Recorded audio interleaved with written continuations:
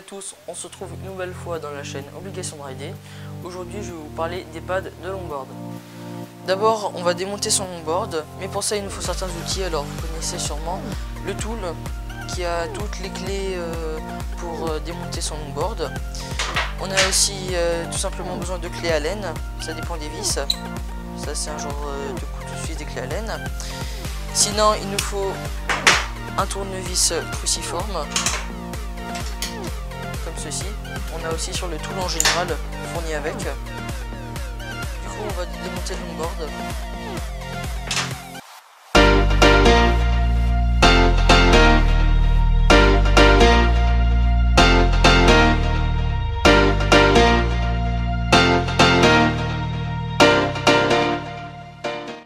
Du coup j'ai oublié de vous dire, mais en général quand on démonte son longboard ou ses rollers tout simplement, on se salit facilement.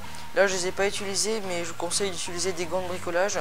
Alors ce sont des gants de type seconde peau, c'est-à-dire qu'ils sont pas étanches, vous voyez là c'est du tissu, mais vous aurez vraiment une sensation de toucher pour bien sentir les vis et les écrous. Là j'ai démonté mon truck, du coup j'ai mes écrous ici, mes vis cruciformes, mon truck bien sûr. Et j'ai trois types de pads. Alors j'ai un pad classique qui est dur, un pad à angle qui est dur et deux pads ou un pad classique mais qui est souple. Alors du coup qu'est-ce qu'un pad?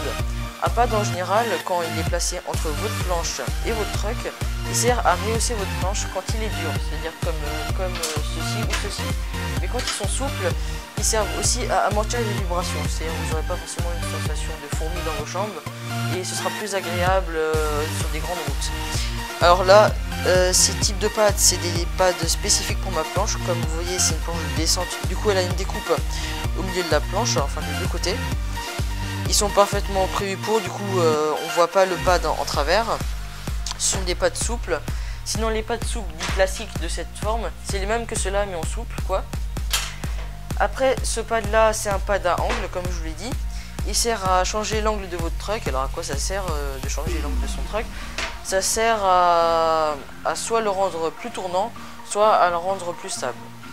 Pourquoi le rendre plus tournant ou plus stable? Quand on fait du long distance pumping ou du slalom tout simplement. Du coup au truck avant on aura un truck bien plus tournant et au truck arrière on aura un truck plus stable.